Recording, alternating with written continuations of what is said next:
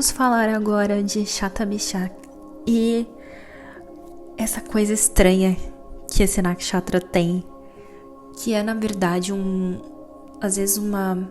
Sabe quando a gente tá tentando sintonizar? Não sei se todo mundo é desse tempo, mas às vezes tem dificuldade de pegar um canal, você tenta sintonizar a TV e nem sempre pegava.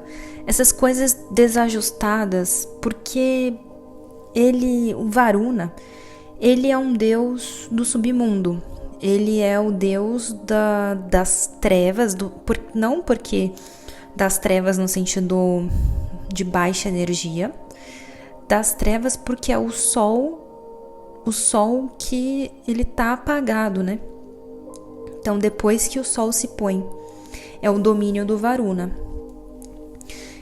O símbolo, o círculo vazio, representa isso. Outra curiosidade, olha só. Tem uma pessoa que tem muito forte energia de Shatabishak no mapa e pôs uma foto, na legenda dessa foto tá lá assim, olha, o pôr do sol sem o sol. Pôr do sol sem o sol. Então é basicamente mais ou menos essa descrição. O sol, sem a luz do sol. Então o Varuna, uma outra coisa, né? Acho que, se eu não me engano, a Rihanna tem forte energia de Shatabishak, enfim, dentre outras. E ela faz, assim como eu já tinha falado, Alice no País das Maravilhas tem uma conexão, tem muita energia de Shatabishak. E a vida, ela acontece num outro plano, num outro lugar. Não é muito aqui em cima da Terra. Isso, a Rihanna tem bastante essa energia do Shatabishak. Tem uns clipes dela que você pode ver que parece que são desconfortáveis para esse plano. E tem um especialmente que eu não lembro agora o nome, mas acho que foi de um show, um especial, algo assim, que tem muitas luzes coloridas. Sabe como se fosse um enxergar à noite? Então existe essa coisa do neon, né? A luz vinculada, mas uma luz diferente. Quase como assim, no mar, por exemplo. Não existem umas criaturas que emanam luz de alguma forma, mas é aquela luz esquisita que você não define bem uma cor.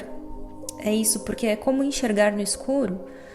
Então, Shatabishak, muita gente que tem esse nakshatra forte tem um fascínio pelo faz de conta dos jogos online ou por coisas que acontecem online, porque assim, é como se a vida ela estivesse existindo num outro plano, num underground de alguma forma. Aí vai ter gente que vai para esse mundo bem online mesmo, de jogos, RPG ou qualquer coisa que seja um envolvimento assim, com uma certa distância desse plano. Tem muita gente que vai viver profundamente à noite, as festas, a balada, não que quer ficar conversando com as pessoas, porque Shatabishak tem algo de bem isolado, né? Precisa de um momento de isolamento, apesar de ser, né, o Varuna, ele tá ali, tá disposto a fazer um bem de um grupo, assim como todos os Adityas. Ele tem um vínculo com a lei, só que é a lei do submundo, não é a lei aqui de Indra, né? Existe essa separação. Então existe um submundo, e esse submundo ele tem as próprias leis que são governadas pelo Varuna. Então o Varuna, ele é chefe.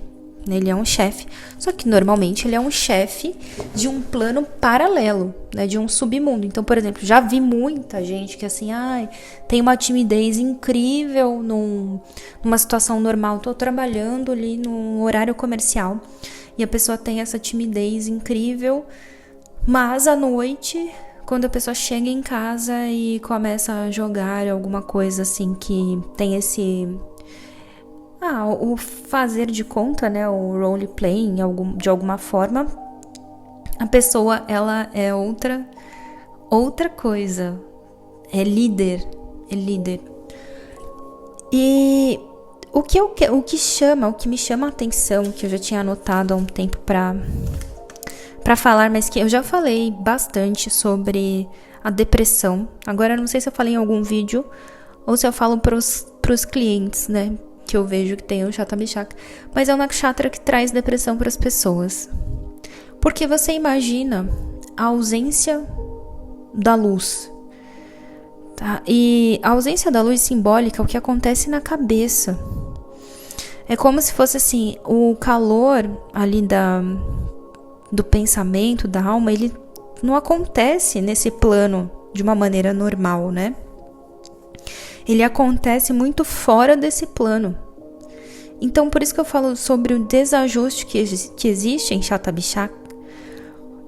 Por isso que as pessoas, elas são... Olha, eu nunca vi uma pessoa de Chata Bhishak, numa idade adulta, que não faça uso de alguma substância que tire a pessoa um pouco da realidade. O que eu quero dizer? Que assim, a pessoa, às vezes, ela vai usar um remédio, né, psiquiátrico, vai usar, assim... muitas pessoas fumam desse nakshatra ou tomam, como eu falei, alguns remédios assim para ansiedade, depressão. Já vi muitas pessoas que saem dessa esfera mais legal e usam alguns entorpecentes, né? Ou assim, no último caso, não, eu tenho uma pessoa que tem esse nakshatra muito forte, não faz uso de nenhuma substância.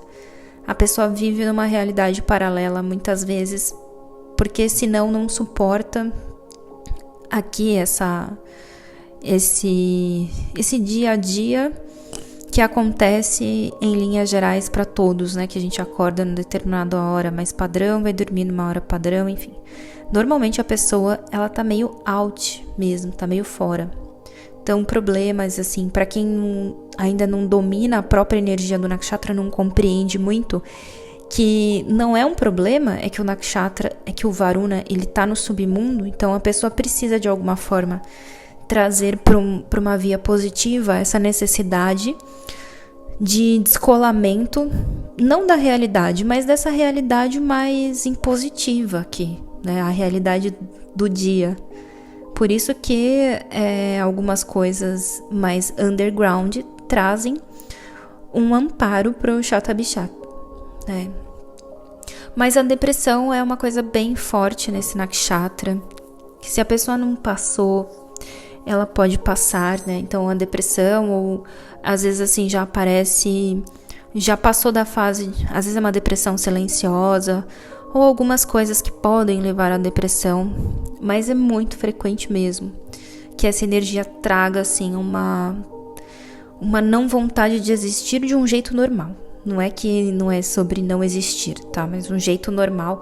Também tem aquela velha mitologia sobre Varuna ser destronado. Então, isso também pode, né, levar a uma certa sensação. E isso também já vi muito, muito frequentemente. Sabe aquela síndrome do impostor? Muita gente que tem Chata Bhishak tem. Será que eu sou bom mesmo? Eu sou suficiente? Chata Bhishak é um dos nakshatras mais potentes mesmo que tem em termos de ser bom, de ter habilidades. Varuna é uma deidade assim que é extremamente completa. Agora, no Rig Veda, e como a gente já sabe, no Rig Veda ele tá lá buscando as águas. E como a gente já sabe, ele é mesmo o esposo das águas. Então, também simbolicamente, quando a gente pensa, as águas, elas são a energia do amor. Elas são a energia do conforto, de alguma forma. E esse nakshatra, ele tem essa dificuldade de sentir algumas coisas de uma forma mais tradicional, como eu falei. Então, aí, agora eu vou fechar, porque é para ser um vídeo bem rápido. A questão da depressão que eu já tinha visto há muito tempo, no caso, ela pode ser entendida assim. Teve uma aula que eu segui também, aqui do curso que eu faço, da pesquisa que eu faço. E essa aula, ela pesquisa as cores, né, a questão das cores em Aristóteles. Então, o que era a cor para Aristóteles? Enfim, o Aristóteles tem lá a visão dele, da época dele. E ele fala sobre um intermediário, né, para que a gente perceba. Ele fala, os objetos têm cores em essência, né, as cores existem. Ele não é muito de uma sensação de a cor é uma ilusão, tá? Ele diz que os objetos eles têm cores. Ele fala da cor do sol e que pode ser modificada se o dia está mais nublado, etc. Tá? Então, a percepção ela pode ser até alterada pelo intermediário. Mas, em essência, para você descobrir a cor de algo, tem um elemento mais ou menos assim, eu vou traduzir de uma maneira precária, mas existe um elemento comum que seria o elemento da transparência. Eu acho que fica mais fácil de entender se a gente imaginar como um elemento mesmo, por exemplo, um elemento químico. E a transparência, ela tá tanto no ser humano, por exemplo, quanto no intermediário, quanto na cor também. Então, por isso, a gente consegue visualizar, a gente consegue ver a cor, tá? Por conta dessa substância que é comum a tudo. E ela seria, grosso modo, a transparência. O que acontece? Isso, desse jeito de pensar, seguindo essa linha, é como se esse elemento transparência funcionasse como um neurotransmissor. E o Aristóteles, ele praticamente, né, deixa entender então que se não tem o intermediário, não tem a percepção, não tem a visão. E o que é não ter o intermediário? É o vazio. O vazio é o símbolo, né? O círculo vazio.